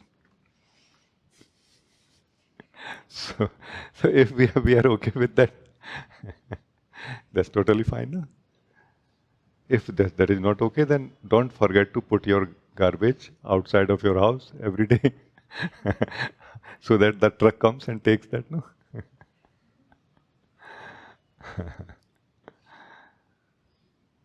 These are something practical which we will know slowly. Generally, when we are initially troubled by not living as who we are more focusing on that, and that makes total sense also. I don't say to anyone that you should believe what I'm sharing. If you see any importance of it, you will follow that. But you asked me, so I'm explaining why it is like this. What I shared, why, what was the reason behind it.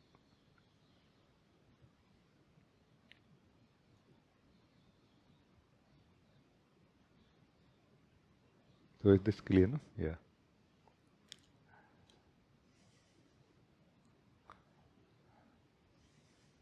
When you don't do, Pravat Shuddhi, then are you more a self than when you will do Pravat Shuddhi? Check yourself.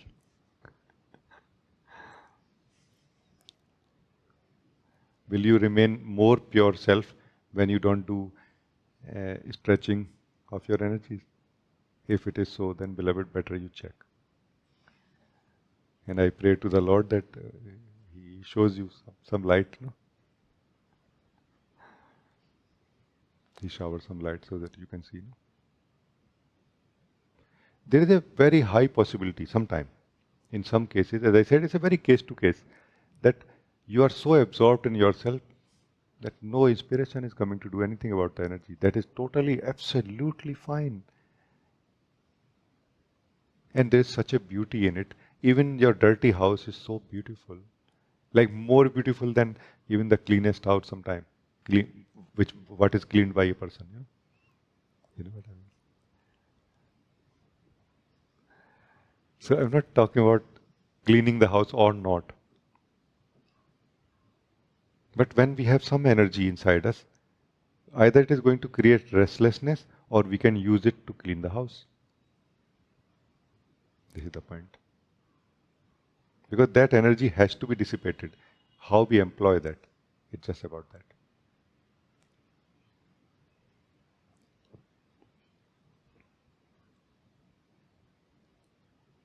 No? Thank you. I think we are good then. Thank you.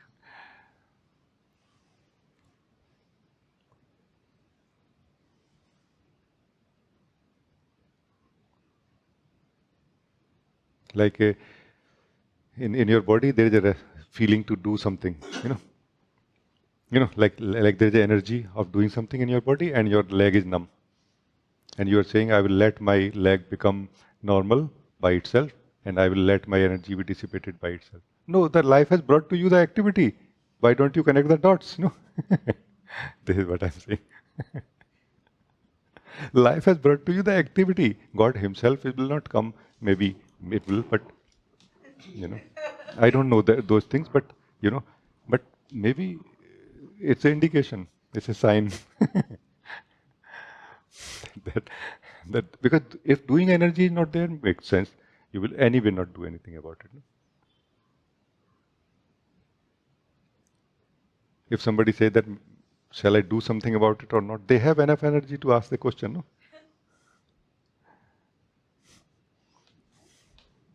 Yes, they should do something about it. Otherwise, they will keep asking questions. And as soon as they do something, they will be more absorbed in themselves. Their attention will be absorbed in the self that they are, and the energy is used to clean the house also. Now energy is balanced, flowing nicely, happily, not disturbed or disturbing. House is more cleaner, the self is more happy in itself. These are some things which really everybody will take a call in a way, or it is taken a call in every being like this. So it's not like a rule or like a advice or suggestion or anything. No. Just a understanding we are exploring together. No? Yeah, thank you. It's good.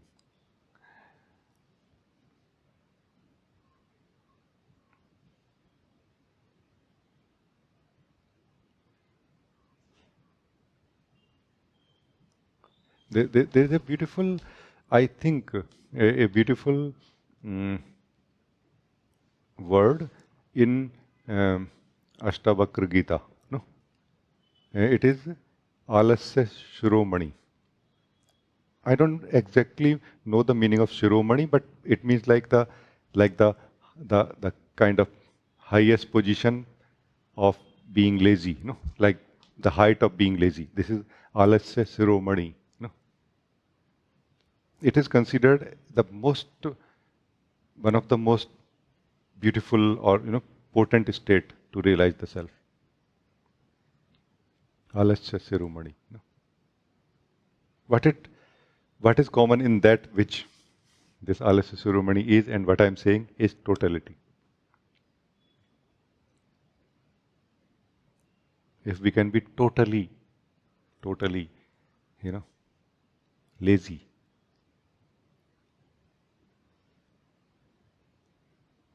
Not only the best house cleaning will take place, done by the life itself, the existence, the beloved grace itself, but we will be enjoying the show also.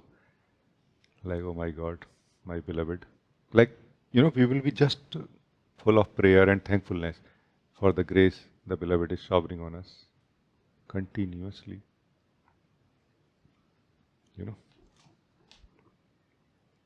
But generally, we have not come to this state when we start realizing who we are. A sense of doer or sense of doing is still there. That can be used to clean the house. So that also finishes completely. No sense of doer or doing remaining, and the house is better than before. Like this. It's about being total, whether doing or not doing.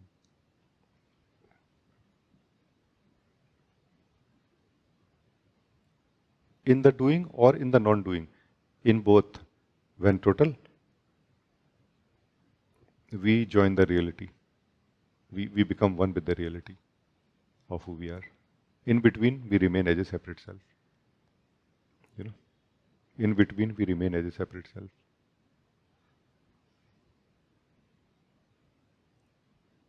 So, if we can be total in what we are doing, even for a few seconds,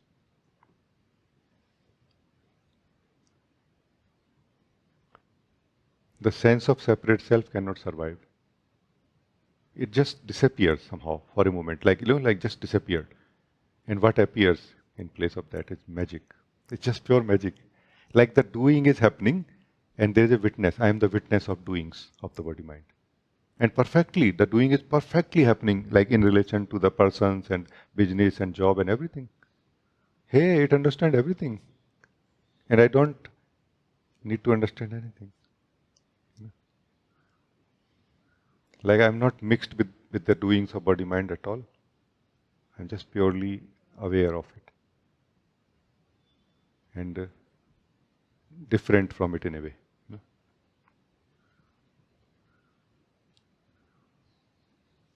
It's just pure magic really to discover this truth. No?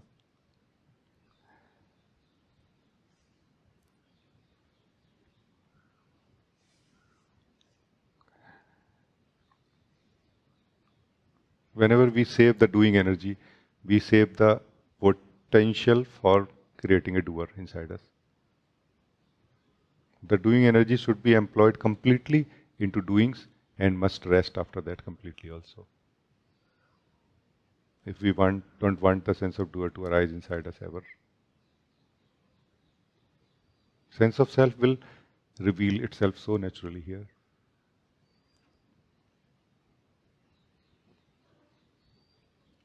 Because the sense of self, that the self that we are is kind of confused that who I am and who is this doer that is happening here. When there is no doer, the self becomes clear that I am.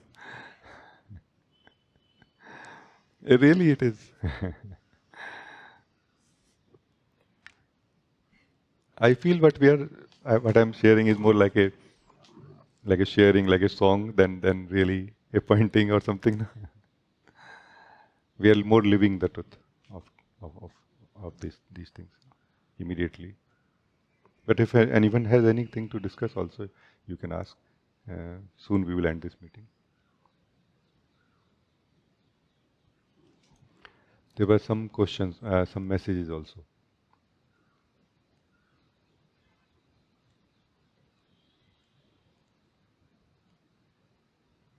Samya, you wrote also, wow, catch of a day, and heart you said, thank you. I saw that when you wrote it, but did not get chance to read it. Then Yatri, you wrote, I put conditions when resting in the bracket or trying to rest in I am. Conditions such as follows. I must feel spacious or emptiness inside me. My body shouldn't be felt. I should be guided from within continuously. Or to say, in other words, intuition button should be on W the whole day. W. Button on W the whole day. This I did not understand. Please share your light on putting conditions and right attitude. Thank you.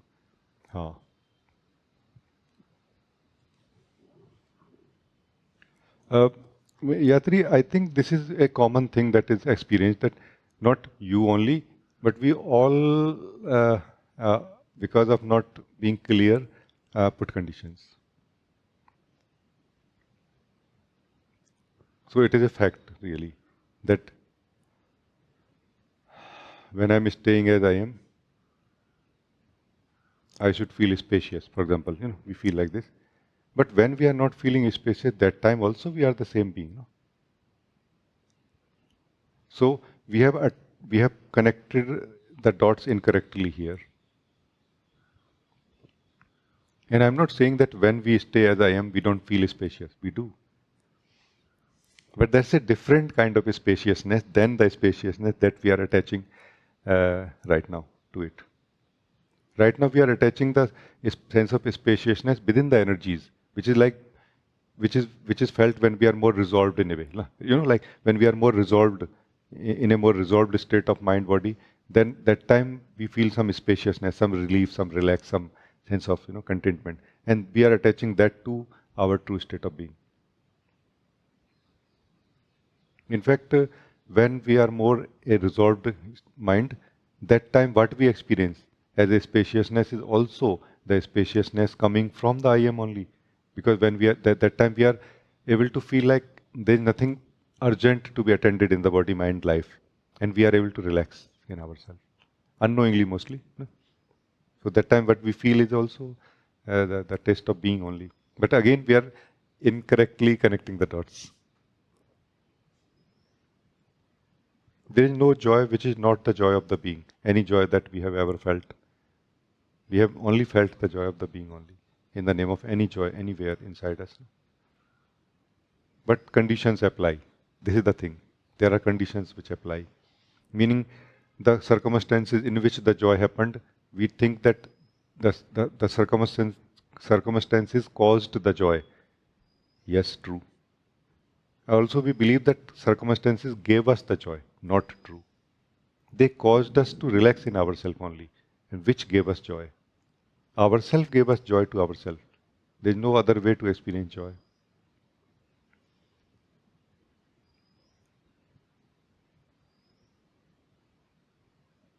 That's why even when we come to the truth of who we are and we feel joyful, we don't stay here or we don't give value to this joy so much, so easily. No?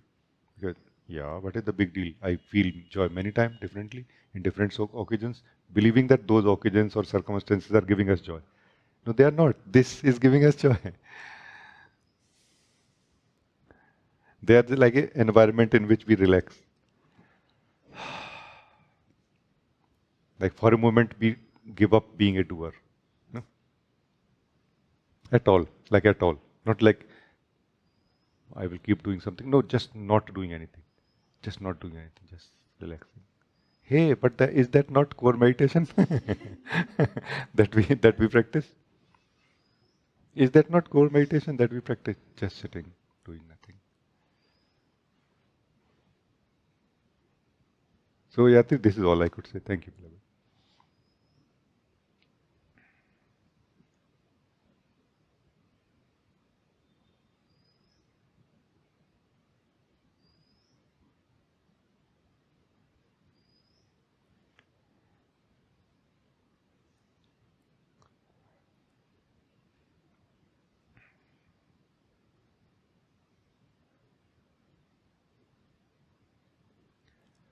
I feel like this, that as our self-awareness will grow inside us, no? And the joy will also grow inside us. And with that, clarity about who we are also must grow.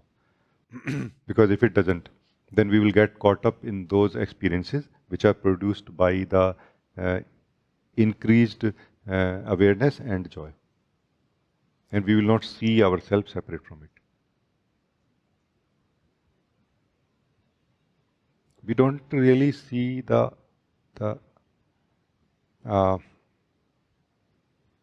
separation from this form completely initially. No? It is going to take some time, like a maturity will take place inside us. No? That's why the self visiting ourselves again and again, becoming clear again and again that I am, which is not changing, and in that light seeing what is changing. And then we will find even the most joyful experience is changing. You know, I just felt inspired to share like this. I think every word seems like so perfectly suitable to. Yeah, thank you so much. Because somehow, even when we have started waking up, there are certain things which have not been seen by us yet.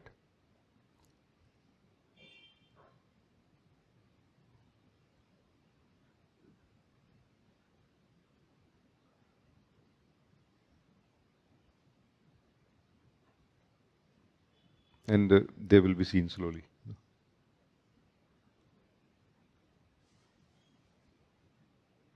One thing that we must be very careful about also is attachment. The self that you are, who want to be free and who want to remain free, should be very alert about attachment.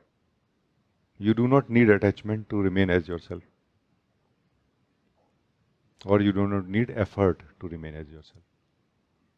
But remain very alert, like vigilance must be there inside us to not be attached to anything.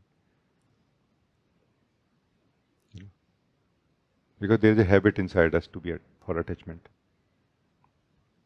And when a very joyful experience is happening, like this, so joyful that we have never dreamt about it even, and the attachment will look very justifiable, like, hey, it makes sense to justify, like to attach to it.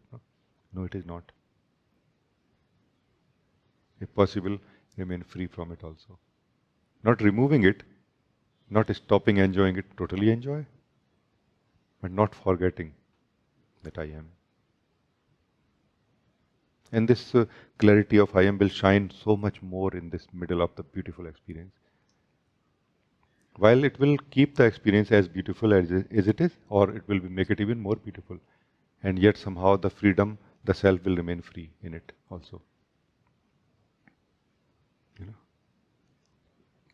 Thank you.